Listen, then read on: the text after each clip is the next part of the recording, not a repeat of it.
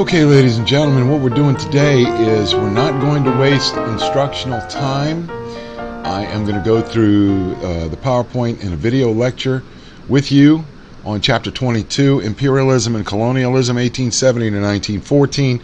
That would have been the lecture that we recorded that we would have gone through today. So let's start Chapter 22. The introduction has to do with Britain, France, Egypt, and the Suez Canal.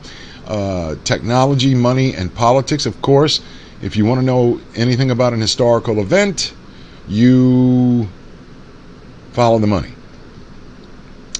Western superiority. This would be a problem later on when we are dealing with Asian nations as it pertains to World War I. And we'll get to that when we get to the Treaty of Versailles after we get to World War I. In definitions, the process of extending one's state's control over another, that is imperialism. Formal imperialism, colonialism, or direct control, colonizing countries annexed territories outright, and the establishment of new governments. Informal imperialism is conquering nations reached agreements with indigenous leaders and governed through them, allowed a weaker state to maintain its independence while reducing its sovereignty and carving out zones of European sovereignty and privilege. And this would be a problem later when we talk about World War I, because imperialism and nationalism would be a trigger for World War I. Imperialist endeavors from 1875 to 1902. Europeans took up to 90% of Africa. Now, why is that? Because of gold and cheap labor. From 1870 to 1900, there was a small group of European states that colonized 1/4 of the world's lands. 18th century losses. The British lost their North American colonies, of course, through the American Revolution. French Atlantic trade was lost, and the Spanish and Portuguese lost in South America because of various revolts that were led by, actually initially started with Simon Bolivar in South America to break away from the European powers. 19th century imperialism appeared against the backdrop of industrialization, liberal revolutions, and the rise of nation states. There was a need for raw materials because of technology. Technology got better, so you need more tools. You need more resources in order to make these products. So there was a need for raw materials. Bringing progress to the world, allegedly. That's why you take people over and you kill them, so you bring them progress, right? And imperialists sought to distance themselves from earlier histories of conquest, where, for example, if you take Christopher Columbus did not necessarily commit genocide, but he caused Native Americans to become slaves to the Spanish when they came to the New World. Now, how did he eliminate this? Well, Native Americans, when they were to escape from the Spanish, they would know where they were going. So how do you find a population that's willing to work for free, that if they escape, they don't know where they're going? Well, you bring African slaves to the New World. That's how it works. So they're looking to get away from these earlier histories of conquest. The colonial resistance and rebellion forced Europeans to develop new strategies of rule.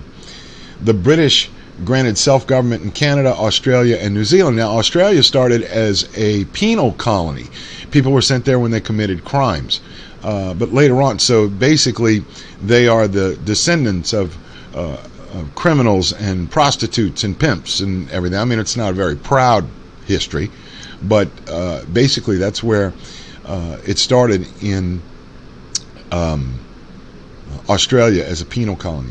19th century empires established carefully codified racial hierarchies. Now, when the British get to India, they already discover that there's a caste system, and there's a difference between a caste system and a class system. A caste system means you're born into it, you stay there.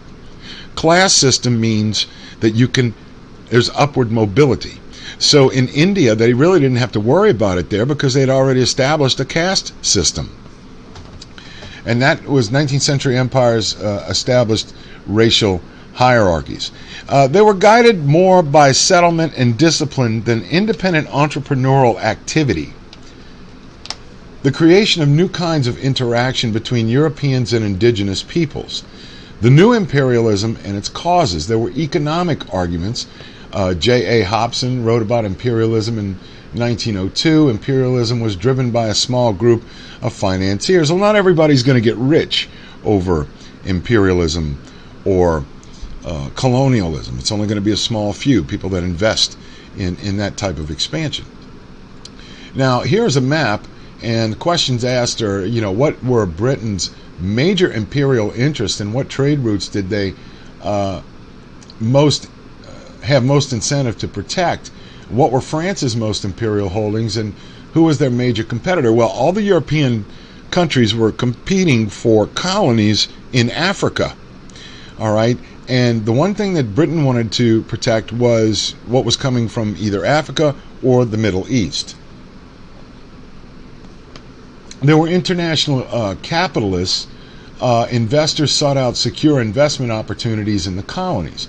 The manufacturing, military, and armaments interests. Remember, whenever there's an invention, what is it? There's always a military application for it.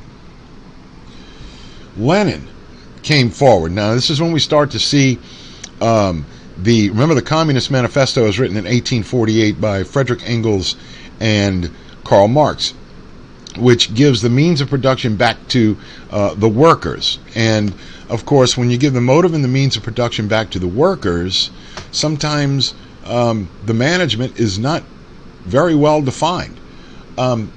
He wrote Imperialism, the Highest Stage of Capitalism. And basically it is, because imperialism is an essential stage in the development of capitalism. Why? Because you have to have raw materials in order to make money. The internal contradictions of capitalism produced imperialism. The overthrow of capitalism would check imperialism, and that's basically what communism was all about, was to overthrow imperialism, overthrow capitalism. And that's why we see this big movement today in our country of certain people that are elected to Congress that want to, or even at the local areas, if you look at some of the local areas around, they want to instill communism because they say it'll overthrow capitalism. Well, you can't make any money in communism. It's all about, capitalism is all about prosperity and making money. London was the banker of the world, and we discussed this earlier, that London had, Lloyd's of London, the insurance agencies that would insure ships. They still did that, and they still do, as a matter of fact. Demand for raw materials made colonization a necessary investment. Yeah, I think so. I'm not quite sure. If you think enslaving other peoples is a necessary investment, then I guess, imperialism is necessary. Strategic and nationalist motives. Nationalist. Remember, nationalism is extreme type of love of country. Okay, it's not white nationalism, it's just nationalism. But Western, earlier in this PowerPoint, we talked about Western superiority and exceptionality, and they believed that native peoples were backward and barbaric, and they really didn't, they needed guidance. They were like little children, in other words. International rivalries fueled the belief that national interests were at stake. Yes, because these European powers were fighting against each other jockeying against each other for control of territory. The French supported imperialism as a way of restoring national honor. Well, national honor, I don't know how they lost their national honor, but they actually thought it was going to be beneficial to them if they did it that way. The British worried about German and French industrialization and losing world markets. There was a link between imperialism and nation building. Of course there is, because if you rule a country that's far away from your own, then you have more influence. Your government, your peoples, your markets, they have more influence in those particular areas. the cultural dimension of imperialism. David Livingstone and putting an end to the African slave trade. David Livingstone went to Africa, and he was an explorer. And later on, somebody found him in the jungle and said, "Livingstone, I presume." And Rudyard Kipling was a poet of the English British Empire and talked about the white man's burden to protect everyone. Civilizing the barbarians and heathens is what Kipling concentrated on. Now, if we look here, we're going to see another facet that occurred was the opium trade. Now, opium, there are a lot of things back then that were made from opium. Morphine was one of them, a painkiller, very strong painkiller. It's made from the opium plant. And of course, we have cocaine, which is made from poppy plants. But opium was very popular back then. In fact, in the United States, when you see the Chinese come over here, they set up opium dens where people could go in and they could smoke opium and just forget their cares and go on this mind journey and relax and hallucinate. Not a very good thing. Opium is highly addictive. But there was a big trade for it because it was used for medicinal purposes. Imperialism, imperial policy, is less a matter of long-range planning, more a matter of quick responses to improvised situations. So there wasn't a playbook, per se, as to how to deal with these people who all of a sudden, now you rule over them. India and the British Empire, India became the jewel of the British Empire. If you rattle off the title of Queen Elizabeth right now, she's not only Queen of England, she's also Empress of India. Well, she used to be Empress of India before 1948 when Mahatma Gandhi came in and declared their independence through civil disobedience. The British East India Company had its own military divided into European and Indian divisions. They held the right to collect taxes on land from Indian peasants. That's interesting. Held legal monopolies over trade in all goods. The most lucrative, again, was opium. Opium would be just, and still is, drugs are still you look at all these drug cartels and they're fighting over territory.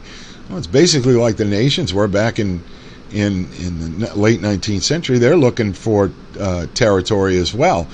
The opium trade was very popular, and it was legal back then. You could trade this narcotic, this very strong narcotic. It constituted a military and repressive government, offered economic privileges to those who allied themselves with the British against others. Again, money talks, BS walks. British policy was divided. There was one group that wanted to westernize India, and there was another that thought it safer and more practical to defer to local culture. You can't go into a particular country and change their culture. It just doesn't work. I'll give you an example. The United States had a big influence on Vietnam when the American soldiers were over in Vietnam. They picked up a lot of Vietnamese people picked up the vernacular. We see a lot of westernizing going on in China. After all, China is where Apple has their plant to build their iPhones and what have you. So you can't really determine you can't really go in and change somebody's culture that way. The Sepoy Rebellion was an uprising that began near Delhi. It was a there were social, economic, and political grievances. Indian peasants attacked law courts and burned tax rolls. They didn't feel like they needed to be taxed by people that were not indigenous to India, and that's why they did it. There was a protest against debt and corruption. Of course, you're going to have corruption, in these colonial atmospheres, of course, because a lot of people who, especially British, if you bring them over from England to India and you give them an assignment, there's not really a supervisor there watching them, so there's going to be wholesale corruption involved. Hindu and Muslim leaders denounced Christian missionaries. Oh, that was a no-no, because Christianity could be spread this way. The British hoped that their form of religion would go, the Anglican religion would spread this way. And when you get into religious arguments with local indigenous populations, you're going to lose it. You really are going to lose it. You can't defeat them if it's a religious argument. The British response was a systematic campaign of repression. Rebel-supported towns and villages were destroyed, and the defeat of the rebellion fired the imagination of the British public. Britain handled things like this for centuries, where they tried to repress and suppress people that had differing opinions about how they were being governed by the British. And we see that, especially in the American Revolution. Also in India. We see that in India as well, turning into right after World War II. We start to see the French in Indochina, which is now Vietnam. They tried to suppress the Vietnamese nationalist movement, which was communism, after World War II, and the Japanese left after they occupied Southeast Asia. So does repression work? It actually creates more enemies, and it creates more martyrs for a particular cause. This is India before and after 1857. Note the dates of British territorial annexations on the left. Excuse me. And the complexity of colonial India's political boundaries on the right, even after direct rule by the British Crown had been established. Basically what it's showing you is that the British didn't really rule that much over India. Now this is British India before and after 1857. Note the dates of British territorial on the left. According to the first map, what were the three ways the British gained control over various kingdoms and states in India before 1857? Well, what they used to do is you used to offer monetary, if monetary incitements worked, enticements worked, and also gave the local peoples their own system of government. Let them continue to govern as long as it was in the British best interest. And if it went against the British best interest, then it was no longer tolerated. After the mutiny, the Sepoy Rebellion, they reorganized the Indian Empire.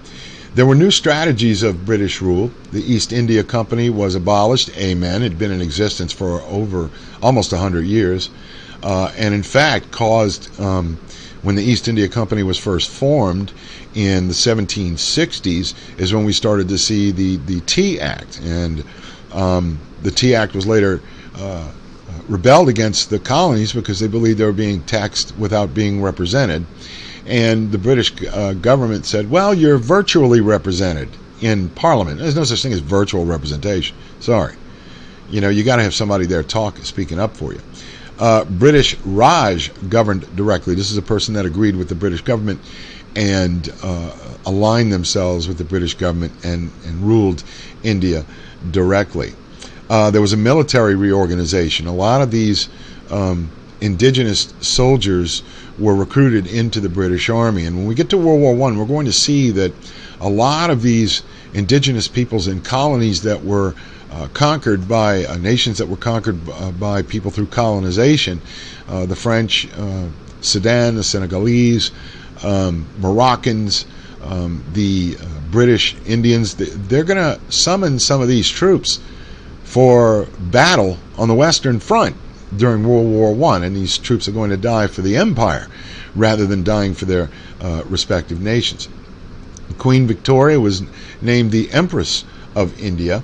There was a reform of the civil service, and military missionary activity was subdued. So what they didn't do in India was they did not try to get people to convert to Christianity. As long as their religion did not interfere with the British rule, it was tolerated. India and Britain. India was Britain's largest export nation. India provided Britain with highly trained engineers and bureaucrats, which is what you need in a colony. And there were 1.2 million Indian troops who fought with the British in World War I, like I was telling you. And a lot of them died on the Western Front. Very brave soldiers from India. British indirect rule sought to create an Indian elite to serve the British interests. Again, if they served the British interests, then there wasn't a problem with the elite. Large social group of British educated Indian. Europe and China, there were forced trade agreements. There was set up treaty ports and established outposts of missionary activity. The British aimed to improve terms of the China trade. It's all about money, folks. It's always been about money. When we see these new trade agreements that are coming up with the United States, with China, and a lot of these other nations, our President Trump decided that he was going to say, you know what, we're not getting the best out of these trade agreements, and he renegotiated them. It's about money. It's about money. The opium trade. We're getting back to that. The direct link between Britain, British India, and China. Opium was one of the few products Europeans could sell in China. Northeast India is the richest opium growing area. Now, this became a great an export in China and India. This was an export. Drugs, okay? A narco-military empire. We see those narco empires now in South America, especially in Mexico, with these drug gangs coming up through immigration into the United States. Opium production was labor intensive. Everyone was involved in it, and everyone made money as well. So if you cut off that supply, not everybody's going to make money. Your nation becomes very poor. If you can find that type of export, like the Chinese and the Indians did. There was a triangular trade. East India Company sold opium to the British, Dutch, and Chinese shippers. Of course, this was a product that everybody enjoyed, not necessarily for medicinal purposes, but for recreational purposes as well. There was a drug, in the 1900s called laudanum. And laudanum was made from opium. Now, opium is highly addictive. Well, laudanum, you could buy it like a cough syrup. It was a painkiller, and it was very easy to become addicted to it, especially in the American Southwest in the late 19th centuries. Opium sent to Southeast Asia and China, and silver paid for opium. Opium was used to buy Chinese goods for the European market. So you trade the opium in order to create a cash flow in order to buy other goods. China banned opium imports in the 1830s because they saw it was addicting a lot of their people. This was a collision course that was set with British opium traders. Now, if we look here, we see the opium trade in looks like India, and it creates a wealth. It creates wealth, is what it does. You outlaw it sometimes. Well, maybe as a government agent, you can tax it. If you tax it, then if you tax it, you make wealth for your country. I mean, look what happened with Prohibition, which we're going to talk about later on. Prohibition in 1919, the Volstead Act was passed, where the production, distribution, and transport of alcoholic beverages was prohibited by the United States government. And look what happened. It created a whole new criminal class in the 1920s and the early 1930s. And then the government realized that, hey, you know what? Because of the Great Depression, country doesn't have any money. Why don't we tax it again? So then they repealed it. Because a lot of people that went for temperance, which is to stop drinking, had died by then of natural causes. See? So the government's real smart. If you can tax it, then you can make money off of it, and that's why the government gets involved in a lot of things. There were the Opium Wars from 1839 to 1842. The first Opium War, drugs were not the main focus. The issue was sovereignty and economic status and European rights to the trade. Well, Europeans wanted rights. They saw money. They wanted money, and they saw money through the opium trade, and they wanted that money.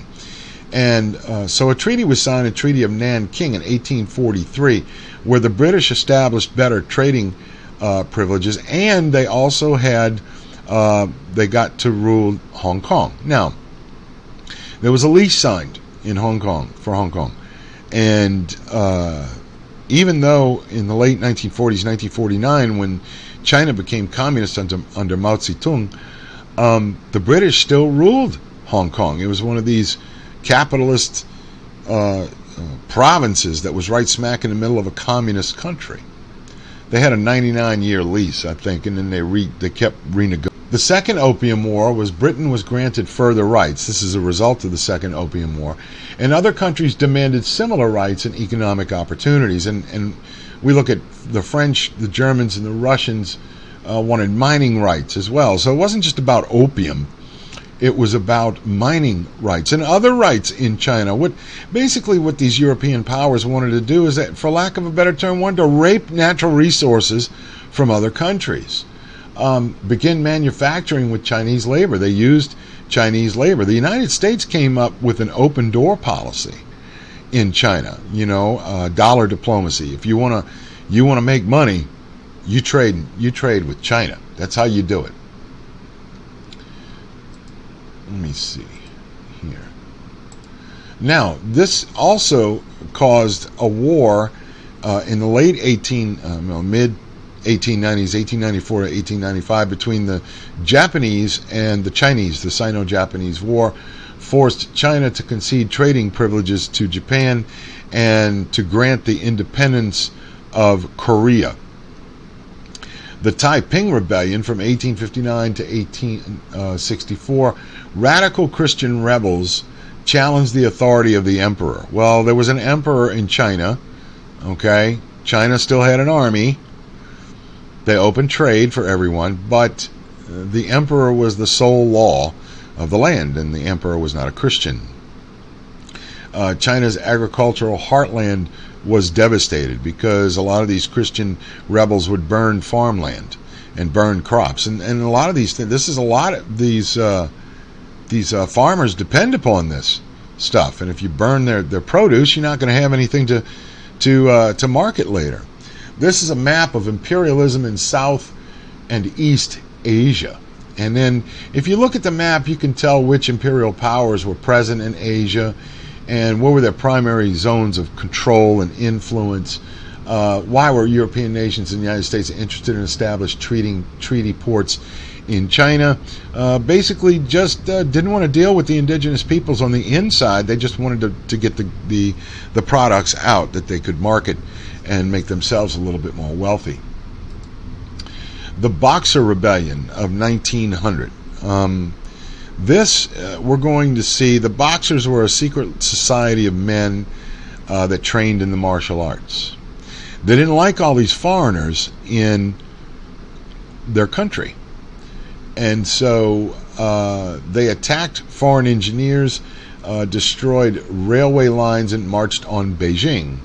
The European response were that great powers drew together. The United States, Japan, Germany, Great Britain, and France all sent troops to fight the Boxer Rebellion. In fact, there was a siege at Peking. There were 55 days at Peking where the United States Marines actually held off some of the Boxers until relief had come, and they finally defeated them. The rebellion highlighted the vulnerability of European imperial power. The new imperialism in 1900 meant that Asia was partitioned, which means each country got a zone of control. Japan alone retained its independence. Japan was not going to allow for European countries to come in and rule her people. British India, Burma, Malaya, Australia, and New Zealand, and the Dutch Indonesia. So if you look at what Britain ruled, we're going to see around World War II is when they start getting attacked. The Japanese decided they were going to go for an all-out attack after Pearl Harbor, and it would be in Asia. French had Indochina, which is now Vietnam. Problems. There was a struggle between great powers, exacerbated nationalist feelings. The destabilizing effects of a new imperialism. Well, The new imperialism actually gave the European powers more control, and the indigenous peoples didn't like that, because then it meant, oh, are we ever going to be free again? Are we ever going to be our own people? Russian imperialism, there was a policy of annexation. You would think Russia would have gotten into the game real early, but they didn't. Southern colonization into Georgia in 1801, that's a province just south in southern Russia. And then there was Bessarabia, Turkestan, and Armenia. It brought Russia and Britain close to war, especially over Afghanistan. And this was known as the Great Game.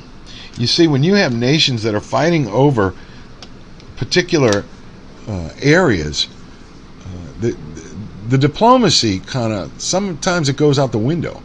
Other times it's very fragile. And especially if you want to avoid war, especially in this new age of technology here. This is the Russian Empire, and you'll see which directions the Russian Empire had primarily expanded after 1795.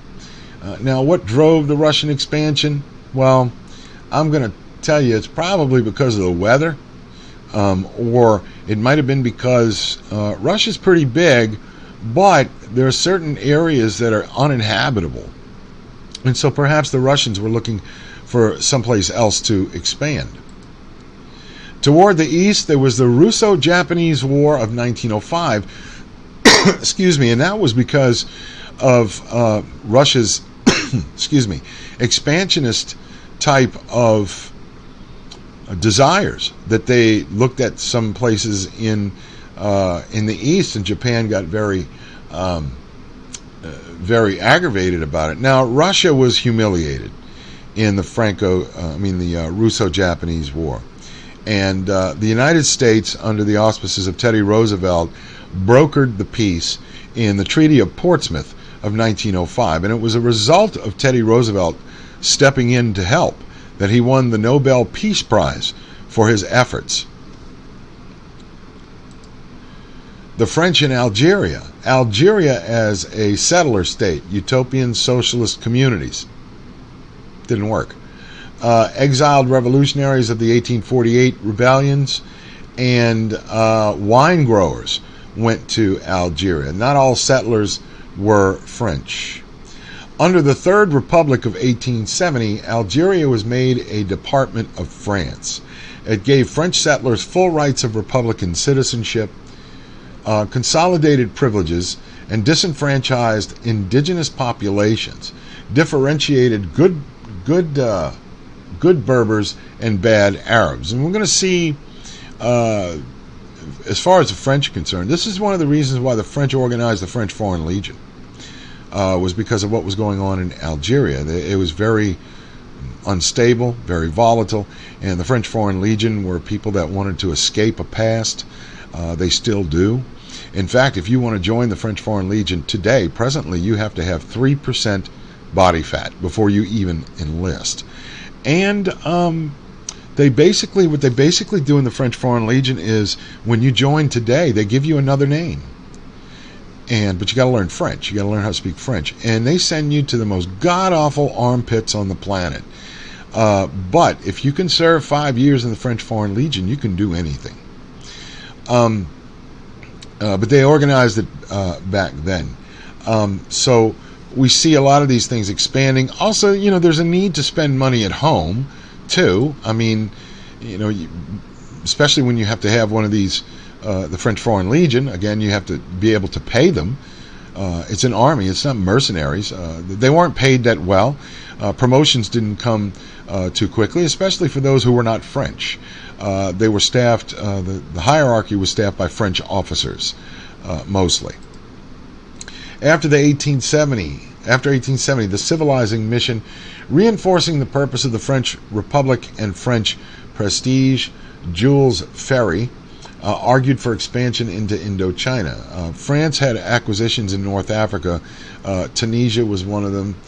Northern and central Vietnam, Laos, and Cambodia. And we're going to see, after World War II, particularly in the late 1940s, early 1950s, the rise of Ho Chi Minh. who was a Indo-Chinese communist who was educated in Paris and came back to Vietnam and said, hey, look, we need to get away from our French overlords, and this is how we're going to do it. We're going to adopt communism. And then the United States got drawn into it in the late 1950s, early 1960s, into 1975. Federation of French West Africa was organized in 1893. It's rationalizing the economic exploitation of the area and enhancing the value of the region. Public programs served French interests only. The French were very elitist when it came to conquering people, just like the British. So we see that everything they do is in the French best interest. The Congo Free State in the 1870s, a new drive into Central Africa, the fertile valleys, of the Congo River. European colonizers under the Belgian king, Leopold II, and Herbert M. Stanley and his scientific experiments. So Stanley was the man that actually went and found Livingstone, David Livingstone, who was mentioned earlier. Belgium was the last nation on the planet to outlaw slavery. In fact, slavery still exists in northern Africa, mostly under Muslim rulers, because they believe in their exceptionality, their religious exceptionality. The International Association for the Exploration and Civilization of the Congo signed treaties with local elites and opened the Congo to commercial exploitation. Palm oil, rubber, and diamonds. And rubber would later become very important when making tires, especially when you had the internal combustion engine and you had weapons of war that were being formulated. Other colonizers reacted, especially Portugal. Well, Portugal wasn't really that powerful in the late 19th century.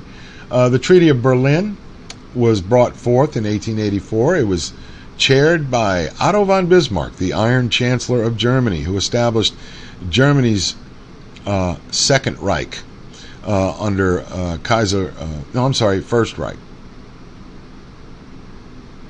Yes, Second Reich under Kaiser Wilhelm II. I don't know why I talk like that. But it established ground rules for a new phase of European expansion. Britain, France, and Germany joined forces to settle the issue. The Congo would be open to free trade and commerce. The Congo Free State, beautiful for everybody except the people that live there. Actually run by Leopold's private company, which means that Leopold didn't do a lot for the country. He got rich off of exploiting certain people. The slave trade suppressed in favor of free labor. And the Congo becomes a Belgian colony in 1908.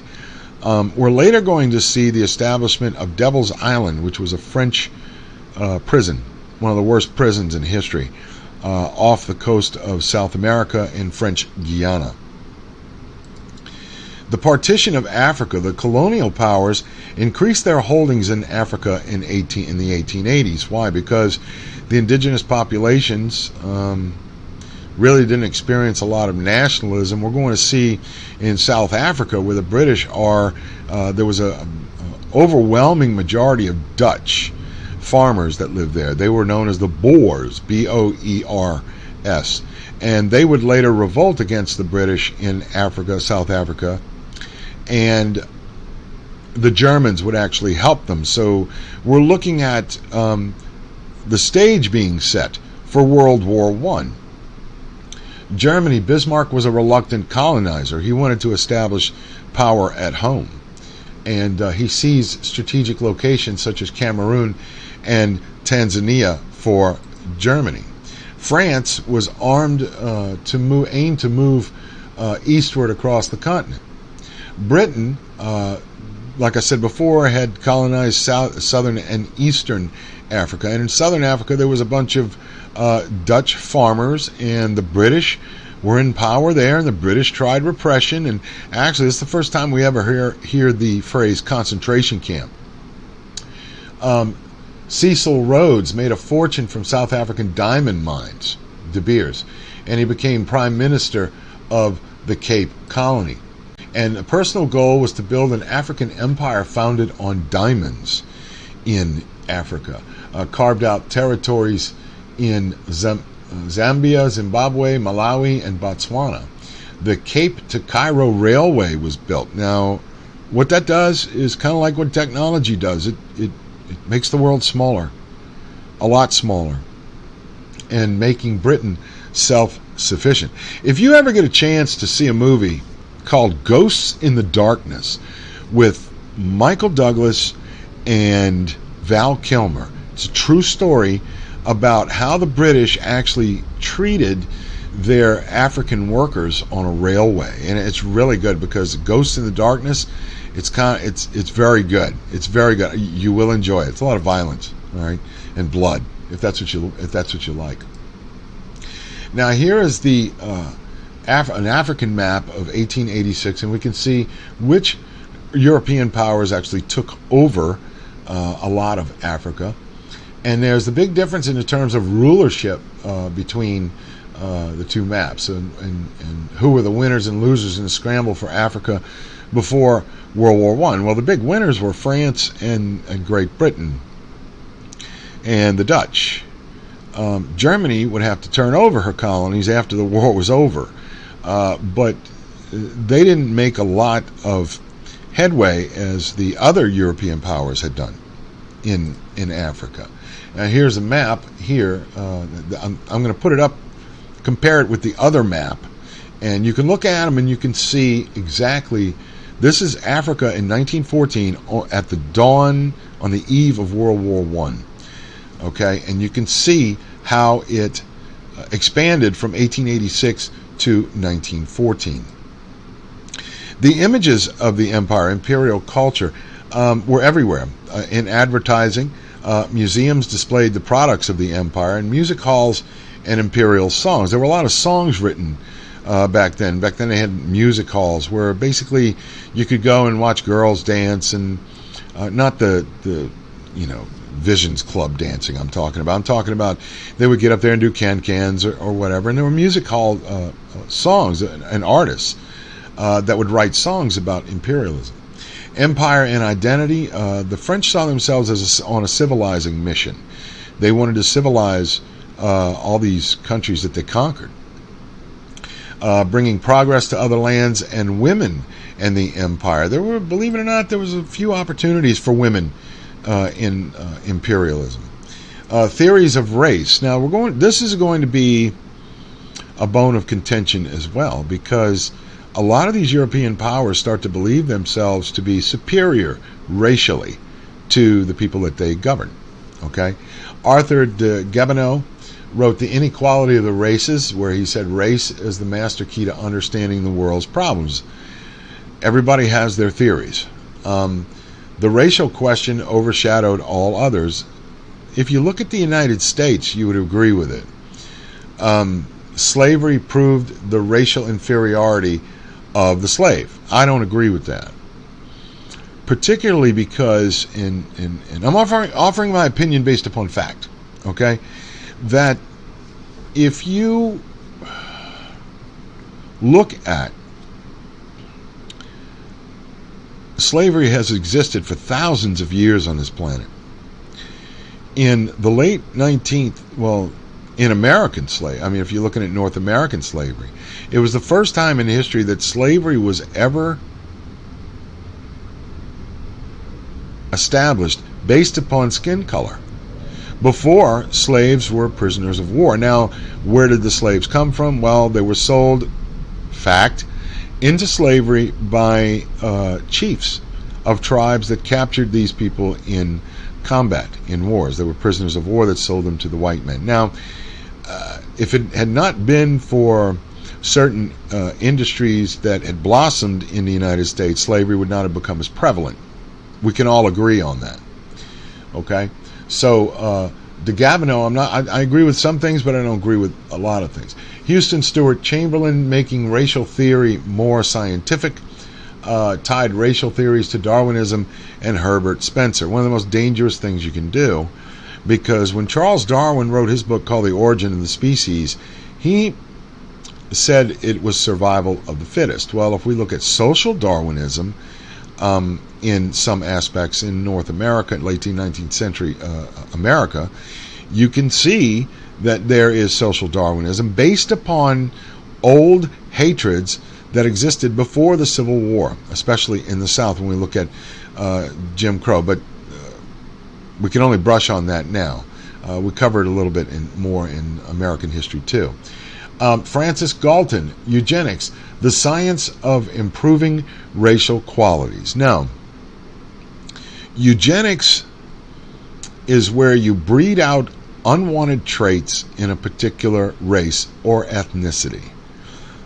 In doing so, you might kill that race. And it didn't bother some people in the United States. In fact, one woman was in favor of eugenics to get rid of blacks in the United States. Now, if you know the answer to that question of who that is, then I will tell you this. She organized Planned Parenthood. All right, so if you know the name, I'll give you 5 points on the next test. Selective breeding. We're going to see that eugenics played an important part in the rise of the Nazi Party.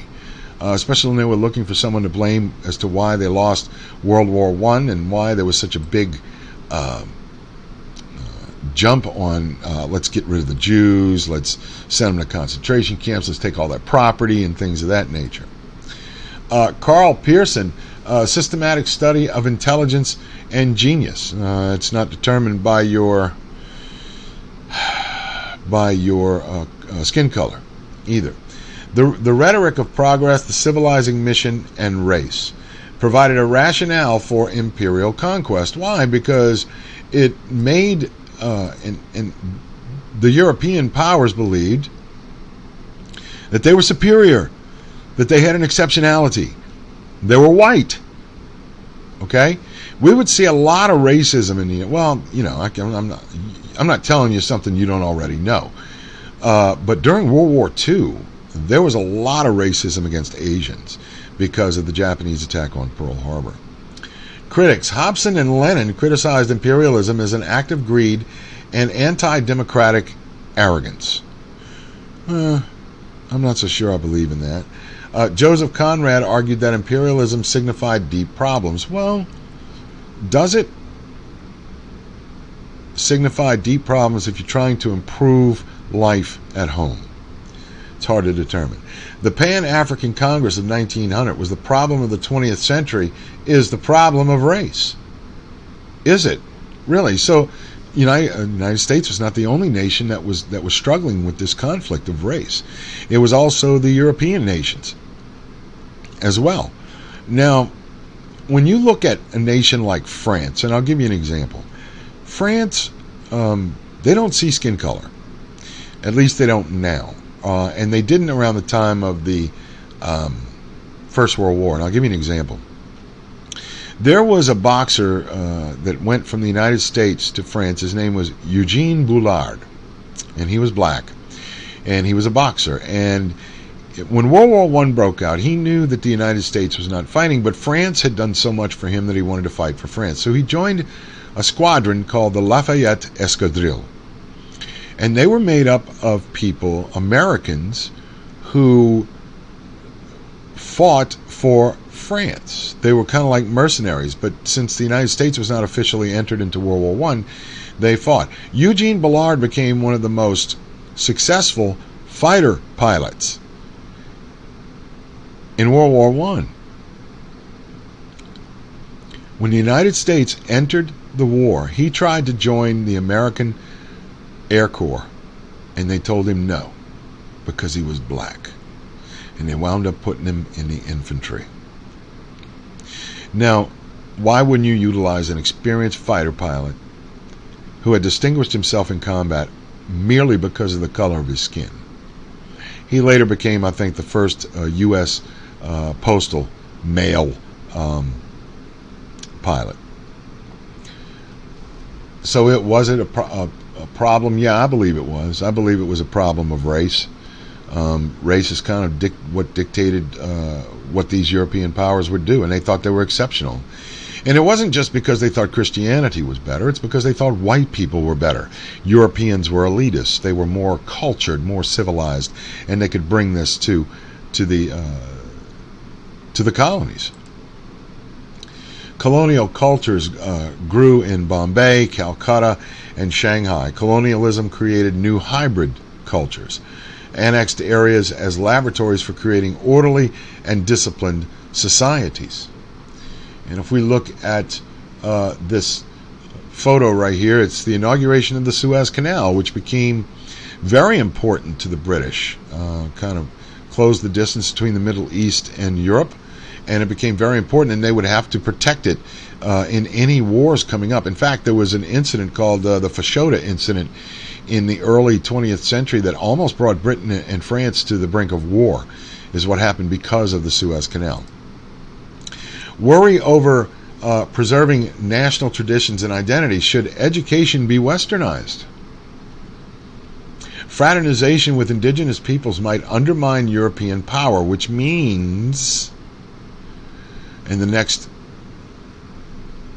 phrase really defines it, sexual relations. Europeans didn't want half-breeds. They didn't want hybrid children, people that would mate with, indigenous peoples and then later have children. There were compromises about acceptability. Europe in 1900, there was a crisis. There were sharp tensions between Western nations. The expansion of European economic and military commitments to territories overseas. And Fashoda incident, which I described earlier, 1898, France and Britain faced one another for dominance of Africa, and there was a battle actually near the Suez Canal that took place. And fortunately, cooler heads prevailed. Italy developed a small empire along the shores of the Red Sea, 1880s to 1890s. They annexed Eritrea and parts of Somalia, and there was an expedition sent to conquer Ethiopia in 1896. The Ethiopians killed 6,000 Italians at Ottawa. Now,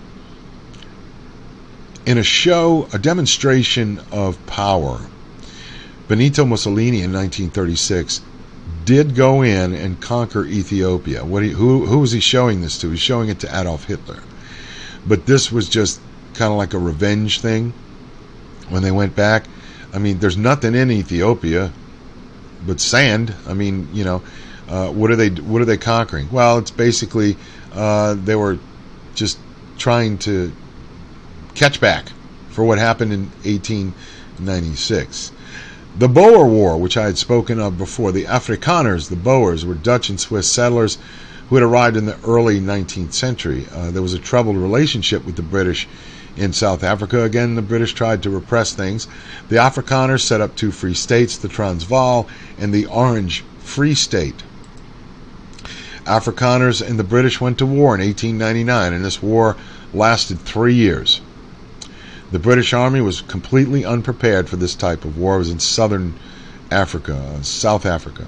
And we're talking about the Transvaal in southern Africa. It's not desert. It's actually farmland. The British government refused to compromise, and the British eventually seized Pretoria, which was the capital city of South Africa, and a guerrilla war dragged on for 3 years. These Dutch farmers became a formidable fighting force against the British. If I had to say, if you ever wanted to learn about the Boer War, I have a book over there called The South African War. But there's a movie. It's called Breaker Morant. And it was made in 1980, and it stars Edward Woodward, and I'm trying to remember Brian's name. Anyway, he was in a movie called FX. And it talks about, it's a true story, about how the war was conducted. It was conducted brutally. The British were very, very brutal. The Boers were equally brutal. and it wound up being a stalemate in 1902. British used concentration camps where Afrikaners were rounded up. A lot of them died. And then in 1902 they came up with the Union of South Africa, where the British and the Boers shared power. But what the British didn't want to admit was they had lost the war.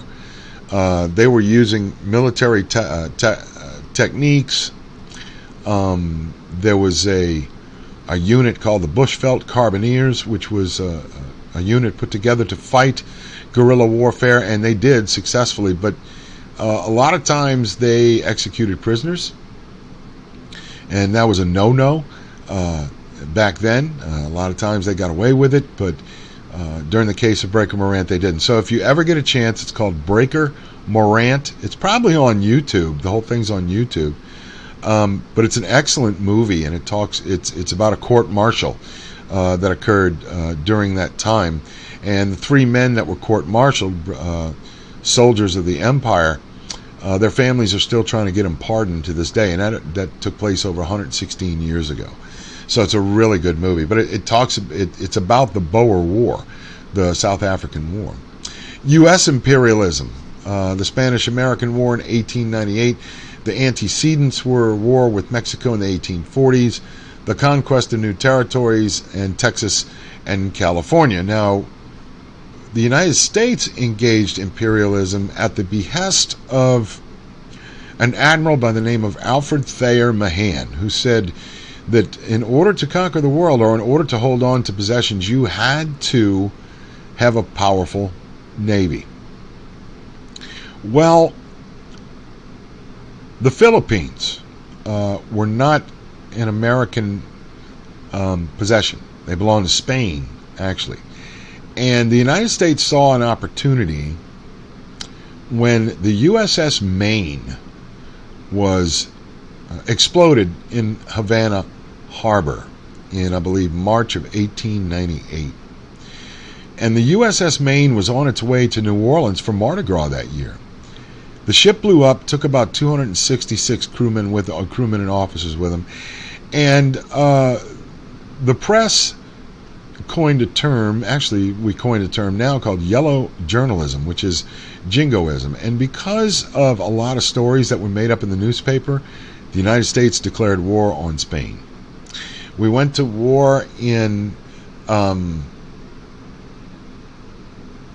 Cuba, and then we went to war in the Philippines. The United States stepped in to protect its economic interests. Now, later on in 1904, Teddy Roosevelt would put forth his Roosevelt corollary to the Monroe Doctrine, which means we're going to protect American interests no matter where they are. Now, the Monroe Doctrine stated in 1823 that there would be no further European incursions into the Western Hemisphere would be tolerated by the United States.